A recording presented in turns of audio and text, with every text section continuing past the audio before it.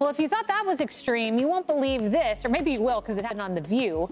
This is Whoopi Goldberg. She gave a shocking claim about how black people in our country are comparing to what it's like to live in Iran.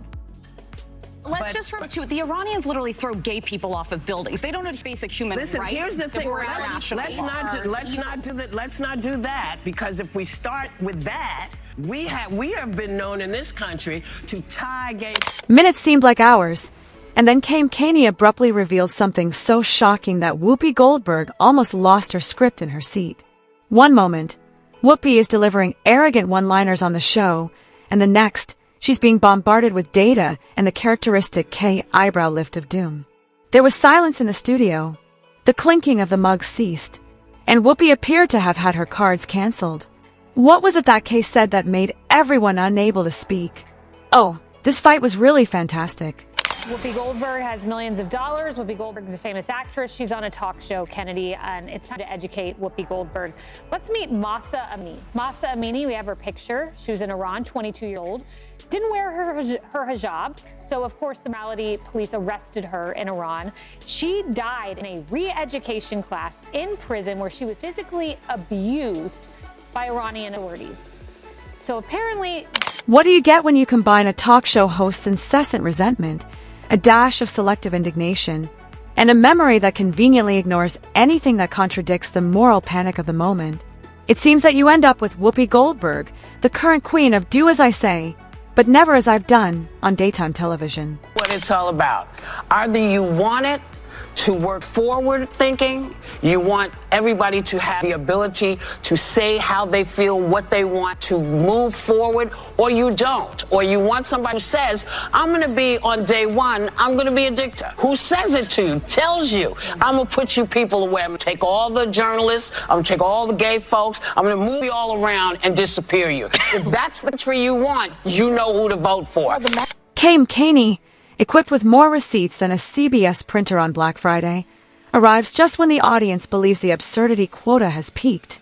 Nothing says progressive thought leader like boldly contradicting yourself during the same commercial break, and then being caught off guard by someone who really does their homework. Goldberg, bless her echo chamber, never saw it coming. An electrocution of their genitals. Welcome to Iran, Whoopi Goldberg, but apparently it's harder to live in this country. Well, it's 2025. I don't know. You can tell Whoopi is in trouble when Kay makes that iconic face, which I'm going to explain to you with a courteous smirk and a glance that's as solid as gold. The sort of glance that causes publicists to seek for draft apology tweets and producers to perspire. You see, Kay wasn't merely there for a sparring battle on TV. When she arrived, she had a bulldozer pointed straight at the pedestal that Whoopi has been swaying on for decades. The privilege of being on a talk show without her hijab and talking about the Iranian regime and challenging them and criticizing them any day of the week. That is what Whoopi Goldberg experiences in the United States as a successful black woman. In fact, the laws against women especially going out and assembling in order to fight the authoritarianism in Iran, that is met with you can receive the maximum penalty. Let's go back in time, because Whoopi's own highlight reel is the best example of her renowned unreliability. At one point, this woman attempted to persuade everyone that some terms weren't suitable. That exact words, indeed, as if there were a difficulty setting associated with crime. That was the first indication that we were dealing with someone who believes Twitter discourse to be an academic journal rather than a serious philosopher. That it is the same. Murdering someone for their difference is not whoever does it. It's not good. So that's why I said you weren't saying what I heard was not what you meant. Yeah, I think it's very different to live in the United States in 2025 than it is to live in Iran. Not if you're black. And yet she sits there like a hybrid of a Wikipedia page that has been completely influenced by your emotions and your opinionated Aunt at Thanksgiving, dispensing moral advice as if she were Oprah distributing automobiles. A lecture is given to you. A lecture is given to you. Everyone is given a lecture. However, Kay didn't feel like taking handouts.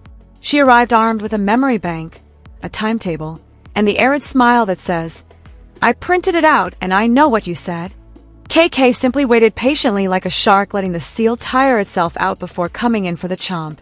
But Whoopi began to rave, as she frequently does with her signature mix of half-baked fury and fully formed contradictions. Because this is the problem. The winds of adulation cause Goldberg's beliefs to change.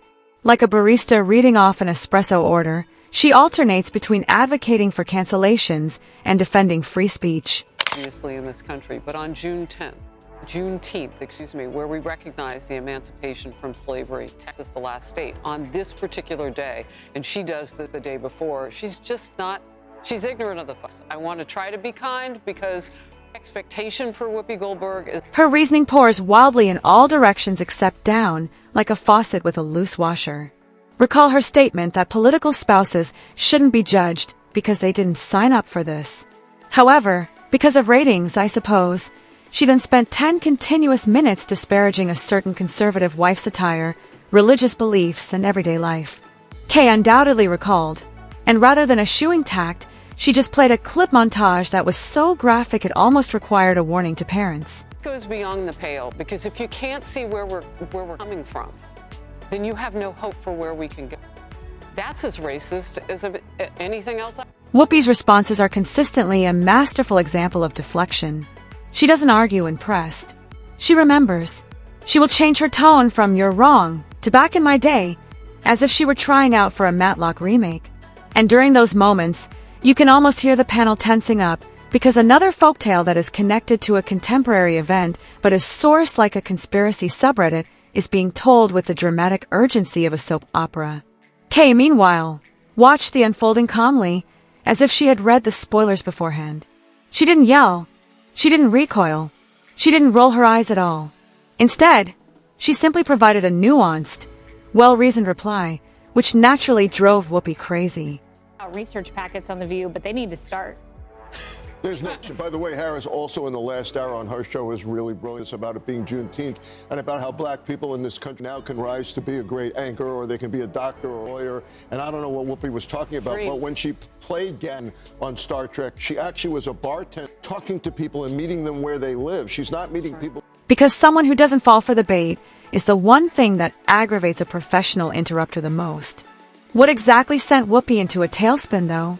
Were the historical similarities, the icy facts, or the on-air footnotes the cause? No, the tone was the issue.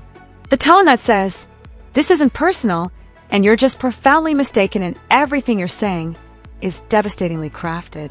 When challenged, Whoopi did what she does best, which is to squint, lean back, and accuse herself of being the target of a massive, unseen campaign of rudeness. Indeed, because she was mid-howling about sensations and vibes and how things used to be when she had a beeper, how dare someone respond with proof? The pale, because if you can't see where we're coming from, then you have no hope for where we can go. That's as racist as anything else I've heard. Not to mention Whoopi's unwavering conviction that shouting louder makes your opinion more valid. It's an unspoken house rule for The View. Validity is equal to volume. Yelling, however, was ineffective this time. Kay didn't reply with a shout. She merely grinned. "I'm about to dismantle your entire narrative using only your previous statements and basic math." That demeaningly patient smile says, "Meltdown, eh?" Whoopi turned to the timeless classic appeal to emotion after realizing she couldn't outshine Kay. She tried to use it as a moral sword by bringing up a story from 10 years ago that was just ambiguous enough to avoid fact-checking.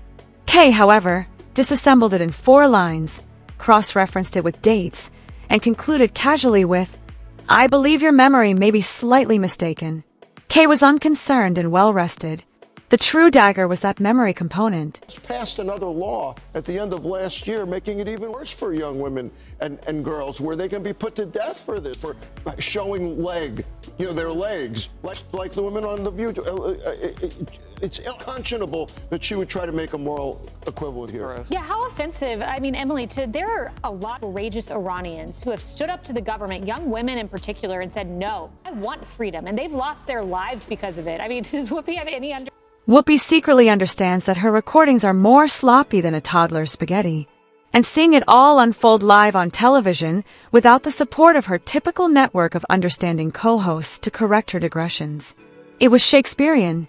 Every time someone delivers a truth bomb, Joy Behar's panic button is whataboutism, and by this point, she was already clutching her pearls and muttering something about it.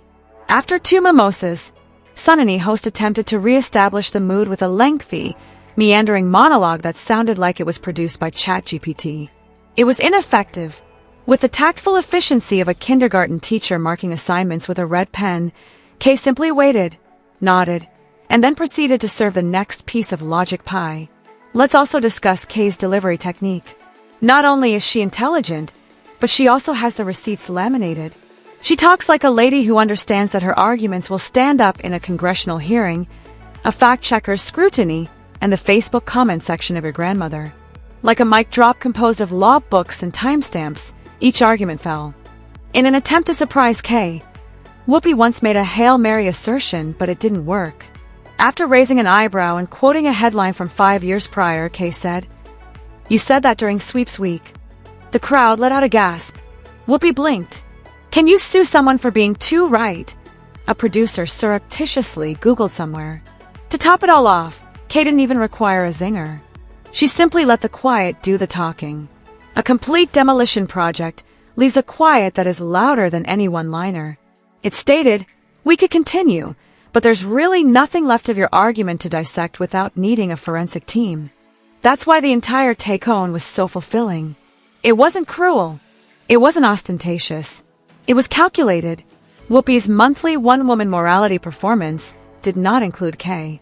She arrived to verify the script's accuracy. The result was expected. Twitter took off. Legacy media's favorite term for this is contentious, which means we're not sure how to spin this in Whoopi's favor yet. Additionally, the view was so quickly switched to commercial that it gave everyone whiplash. Whoopi was thrashing for honor one moment. The next time, a woman who seemed perplexed likewise narrated a cat food commercial. However, the social media buzz and viral videos aren't the true reward here. It is the residual uneasiness that now plagues Whoopi's teleprompter. You don't simply recover once someone openly exposes your contradictions with that degree of cool analysis. Before you even speak, you begin to doubt every hot take. You pause in the middle of your tirade. You look over your shoulder as if Kayleigh could suddenly appear with a footnote from beneath the desk. And after years of lecturing America about truth, accountability, and making good use of your platform, isn't that the height of irony? Someone who genuinely does what she talks about roasted Whoopi. Pure distilled accuracy served with a dish of smugness, no soapbox, no spin. What's the lesson here, then? Easy. Make sure Kayleigh McEnany isn't present if you plan to rage on daytime television while making up your own history as you go along. She will discover the archives, so at the very least, conceal them. She'll classify them. She'll refer to them by episode number and date. And she'll do it with a smile, so kind that it ought to be considered a weapon. Whoopi may want to take a break in the meanwhile. Joining a book group where no one fact-checks is an option. Better yet, launch a podcast with no guests and unrestricted time for venting. In this manner, she is the only one who can interrupt herself. However, Kay has yet to lose in the field of verbal judo throughout the day. Whoopi, she's left in shock, reduced to mid-sumial muttering and wondering when the applauding sign ceases to work.